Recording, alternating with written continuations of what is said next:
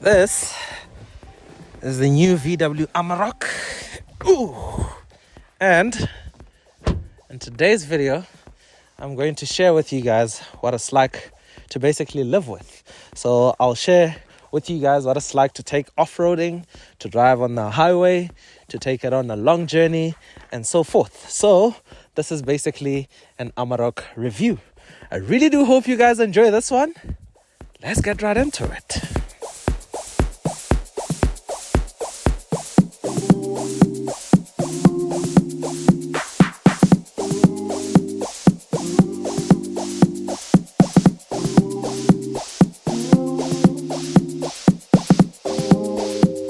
So let's break down the pricing and the trim levels on the Amarok. Now with the double cab, the base trim level is just called Amarok double cab, and it starts from this price. And then there's this car, which is the Life, and it starts from this price. Then on top of the Life, you have the Style, which starts from this price. Then there's the Panemaricana, which starts from this price. And the top of the range is the Aventura, starting from this price. So while we're at it, in terms of insurance, I've logged my details and the details of this car on Hippo, and I've managed to get back these many insurance codes. Now, head over to Hippo where you can get your vehicle insurance codes, and you can get to compare up to 12 different codes. All you need to do is log in your details, log in the details of the vehicle you're inquiring on, and instantly you'll get back up to 12 different codes for you to compare from. I'll leave a link down in the description below and also pin it in the comment section, and it'll lead you straight to the Hippo website. So let's start with the general bits of running through the exterior and the interior. So this is the Life specification, and I'll highlight all the features that it comes with.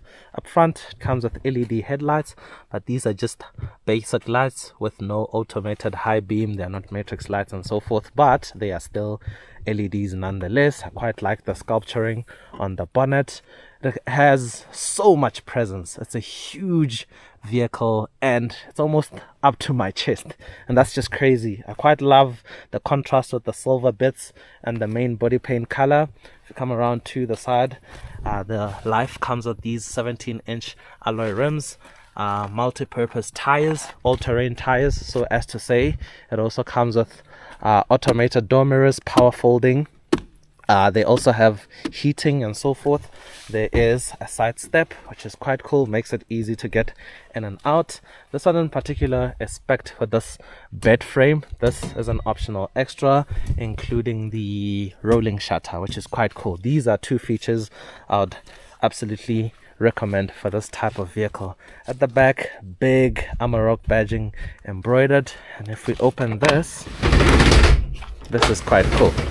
So there is a payload of about 1,000 kilos. So yeah, that's pretty much it with the exterior. Let's check out the interior bits.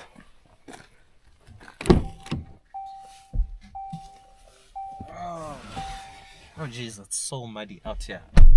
But welcome to the cabin of the VW Amarok Life specification.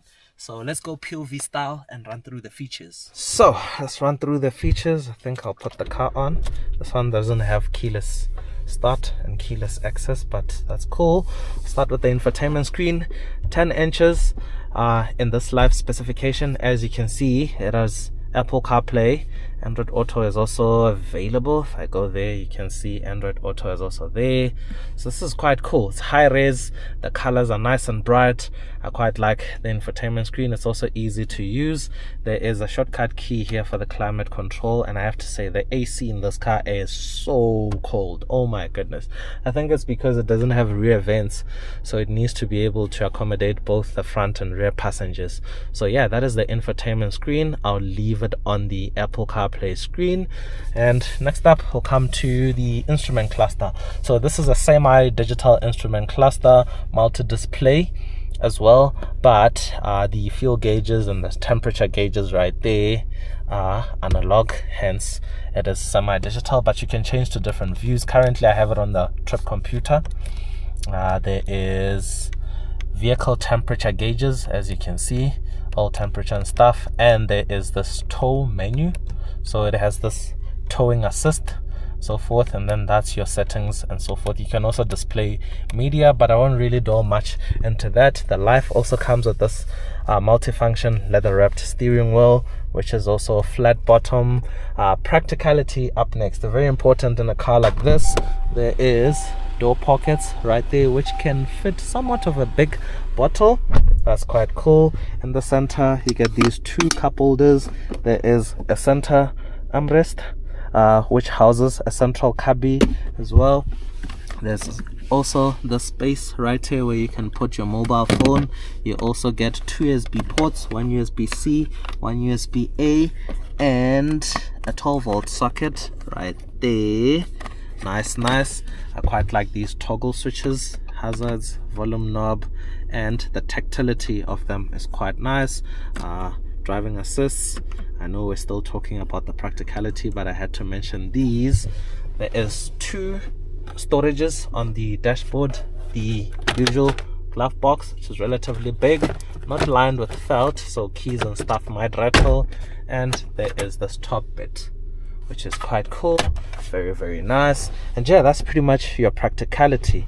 In the center here you have your different driving modes for the four-wheel drive system and your diffs. So there's two-wheel drive high, four-wheel drive high, and four-wheel drive low. Here, traction control button, hill descent control button, and the four-wheel drive system button, which is quite cool, so you can do some proper off-roading bits. There is this bucket in the center where you can put some extra stuff. Not really sure what you're gonna put there. Something I have to highlight about this car, it comes with a 6-speaker sound system, and this sound system needs to be investigated, guys. The way it sounds so good, man, oh man, I have to say, sounds better than in the Ford Ranger. And I haven't experienced a lot of the other rivals like the Isuzu D-Max. I have been in a Hilux, but I don't remember what the sound system is like in there. I don't think I listened to the sound system, but the sound system in the Amarok, oh man, so good. The volume, really good. Bass, ooh, out of this world. I say this because it's not a branded sound system. It's not B&O, it's not Harman Kardon. It's just a regular sound system that comes with the car, so it's really good. And yeah, in terms of materials, pretty much hard plastic everywhere. There is some soft padding on the doors and stuff, but everything else hard plastic, which is quite normal in these sort of cars. But that's pretty much everything about the cabin. Let's check out the space in the back. Oh.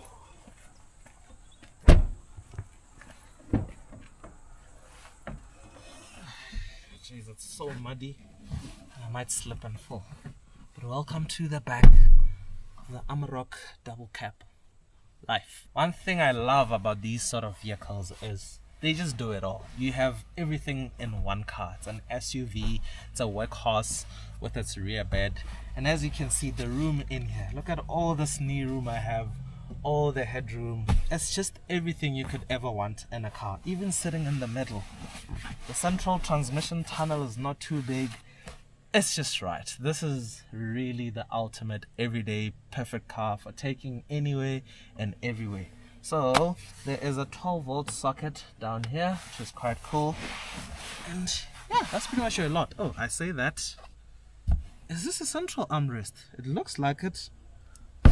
Oh yeah, there we go. Two cup holders as well. It's quite cool. No through loading for obvious reasons. But yeah, that's everything at the back. The Amarok comes with multiple power plant offerings. The base one is actually this one, this 2-liter TDI motor making 125 kilowatts and 405 Newton meters of torque. You can either get it with a 6-speed manual or the 6-speed automatic transmission, which this one has the 6-speed auto. There's also the 2-liter bi-turbo motor with 154 kilowatts and 500 Newton meters of torque. That only comes with a 10-speed auto. And then the top engine is a 3-liter V6 TDI with 184 kilowatts and 600 Newton meters of torque, also coming with the 10-speed auto. It's a bit loud as you can hear, but yeah, that is the engine offerings and gearboxes. Ooh, you can also select from rear-wheel drive, all-wheel drive, and permanent all-wheel drive. Those are all optional extras that you can choose around or play with. And it also comes with differentials and diff locks for off-roading, off-road driving modes depending on which trim level you have and which specs you go for. So when driving the Amarok, you're always aware of its capabilities, whether it's off-road, on-road, or pretty much any sort of road condition. It takes on everything.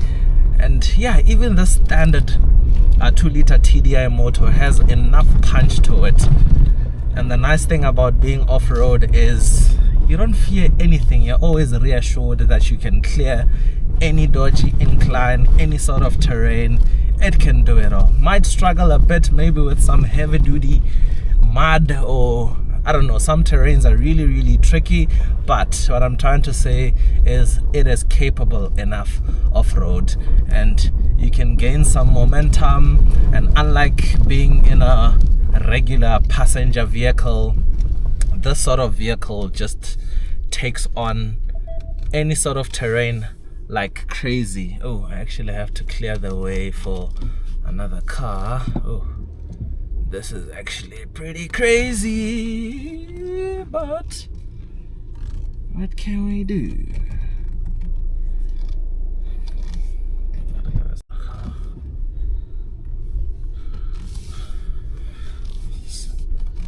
So I don't really know much about off-roading, but I'm pretty sure there are cars that are far better than this one when it comes to off-roading. But I think for the average human being, this can take on any sort of adventure driving that you can imagine. And yeah, like most pickup trucks or bakkies or whatever you want to call them, it has that bouncy riding feel to the suspension. But compared to a regular passenger vehicle, yeah, you can drive quickly over some, what do we call it, like a dust road and so forth. Even when it's bumpy and stuff, you'll still be able to pretty much glide over it like we're doing now. Oh, we're flying. Yes, Amarok. I'm starting to fall in love with bakkies, man. They're just so cool, and the way they can just do everything is just crazy. So guys, one new outfit later, and today we're actually on our way back to Joburg. So we're currently exiting Zanin. Yeah, it's going to be about a 4-hour journey, and I'll share with you guys what the Amarok is like on a long journey, or somewhat. So normally when I travel from here, I get myself a full tank, but today we're doing things differently. So I just poured about 900, and we have a range of 560 kilometers. So yeah, hopefully we make it. But onwards with the video.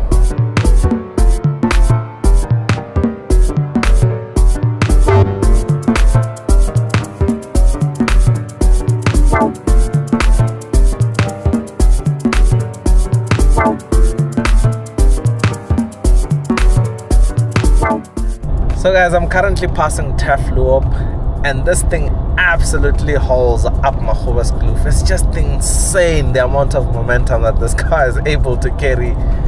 I mean, I was just shocked. But one thing I'm having is range anxiety, because remember when we refueled in Zanin, we got 560 kilometers. We're now on 485. It's just chowing range like crazy. But speaking about fuel consumption, I've been averaging around 8.8. I think the lowest I saw was like 8.5 on the N1 when I was driving to Zanin.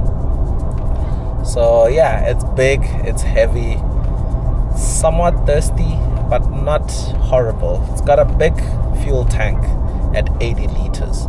So even to refill, to fill up the tank is quite expensive. But for cruising, it's quite nice. And I'll say this again, the sound system on this thing needs to be investigated, because no ways.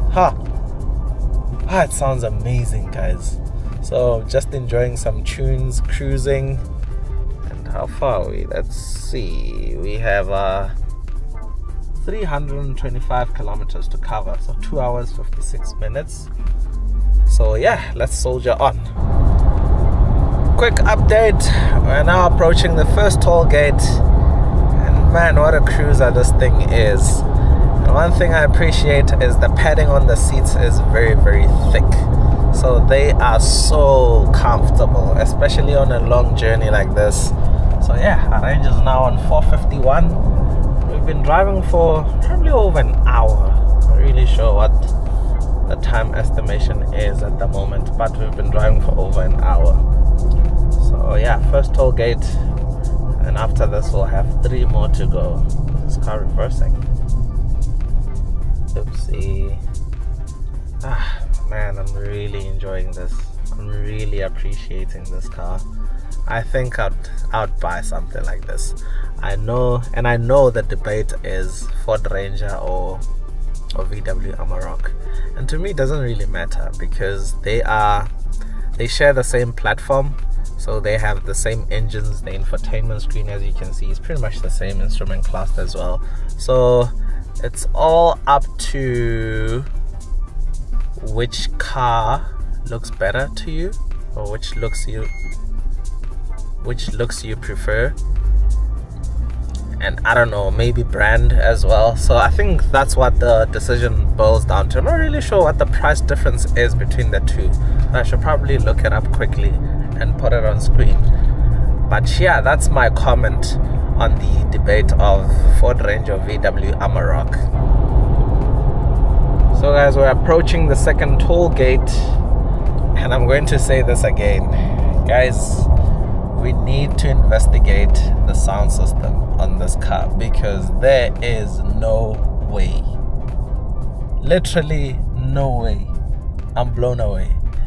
This sound system sounds better than the Bang & Olufsen that you get in Ford Rangers. Come at me, please, come at me if you'd like, because that sound was so disappointing. I don't know if manufacturers can buy the rights to a name and then use it, because the B&O in the Ford Rangers doesn't really give B&O vibes. You know, if you've heard B&O and Audi, or I don't know, any of those other cars, it bangs like crazy. Even Harman Kardon, this Harman Kardon that VW is using in the new Golf and the Tiguan's and whatever, that Harman Kardon is not the one. It's too mediocre.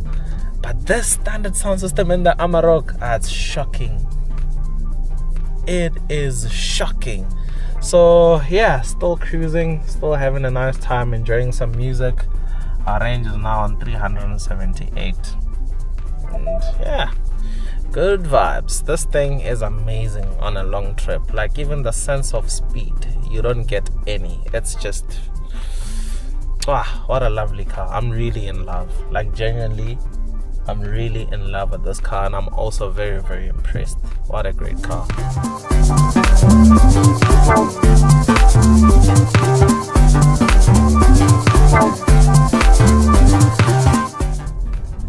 Guys, we're about to pass through the final toll gate, and yeah, it's been a great journey. We left Zanin, I think, around 2 p.m. It's now almost 5:30.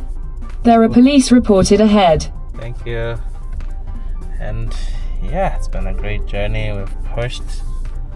I'll give my final thoughts once I park the vehicle at my place. I think I just have one stop here in Pretoria, and then I'll head home. So it'll probably be dark by the time I get home, but nonetheless, I'll give you guys my final thoughts, and that'll mark the end of this review.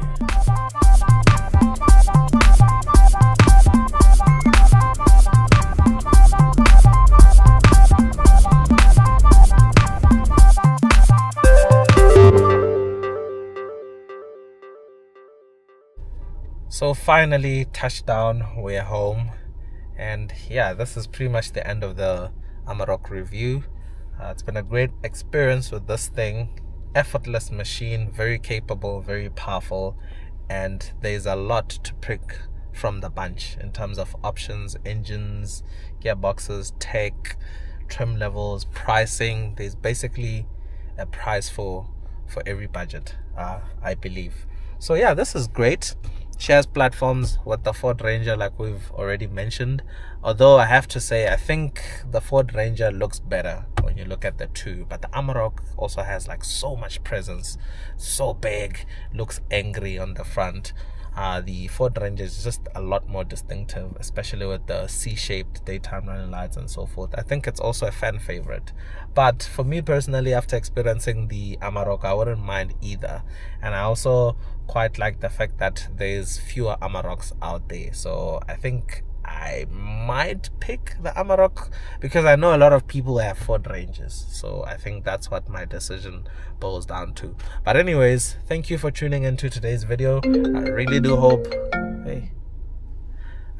hope you guys enjoyed the video. And until next time, cheers from me.